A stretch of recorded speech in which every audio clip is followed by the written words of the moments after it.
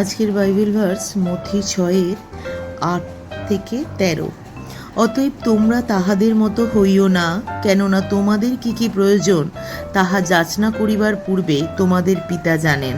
অতএব তোমরা এই মতো প্রার্থনা করিও, হে আমাদের স্বর্গস্থ পিতা, তোমার নাম পবিত্র বলিয়া মান্য হোক, তোমার রাজ্য আইসুক, তোমার ইচ্ছা সিদ্ধ হোক, যেমন স্বর্গে তেমনই পৃথিবীতেও হোক।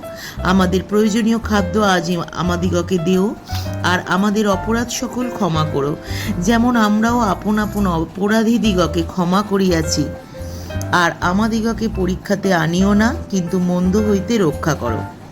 এখান থেকে আমি যেটা বুঝলাম যে পিতার সাথে আমাদের বাবা সন্তানের সম্পর্ক।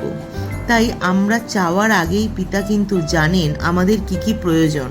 যেমন এটা যদি আরেকটু ডিটেলে বলি, পিতা আমাদের সৃষ্টি করার আগে কিন্তু আমাদের খাবার তৈরি করেছে, ফল মূল এগুলো রেডি করেছে, কারণ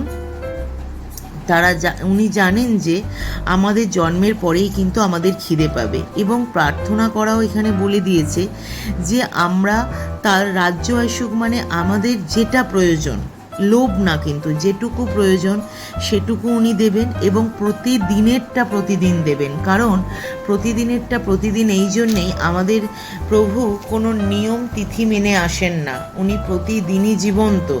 ওনার পালস রেট আমরা প্রতিদিনই পাই, আমরা প্রতিদিনই তাকে স্পর্শ করে দেখতে পারবো যে তিনি জীবন্ত আছেন কিনা। তাই প্রতিদিনেরটাই প্রতিদিন বলেছে। আরেকটা বলেছে যে আমরা আমাদের অপরাধীকে যেমন ক্ষমা করি, মানে আমরা শিখেছি প্রভুর থেকে ক্ষমার বাণী, ক্ষমা করতে শিখেছি, তেমন প্রভুকেও বলছি, প্রভু আমরাও আমাদের জ্ঞানে চিন্তায় অজ্ঞানে অনেক কিছু অপরাধ করে ফেলি, আমাদেরকে তুমি ক্ষমা করো।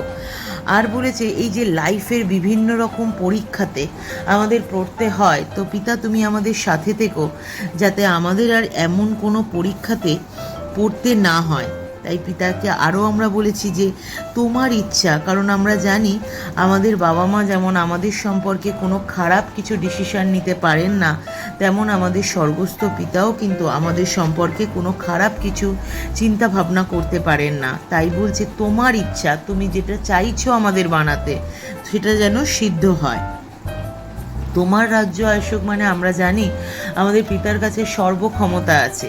তাই আমাদের জন্য যা যা পরিকল্পনা করে রেখেছেন, প্রত্যেকটা পরিকল্পনা যেন এখানে হয় এখন। তো সেক্ষেত্রে এটা বলবো যে আমাদের প্রার্থনা, আমরা প্রত্যেকে যখন প্রার্থনা করছি, অবশ্যই আমাদের প্রার্থনার মধ্যে এই কথাটা আমাদের প্রত্যেকের বলা উচিত। আমেন।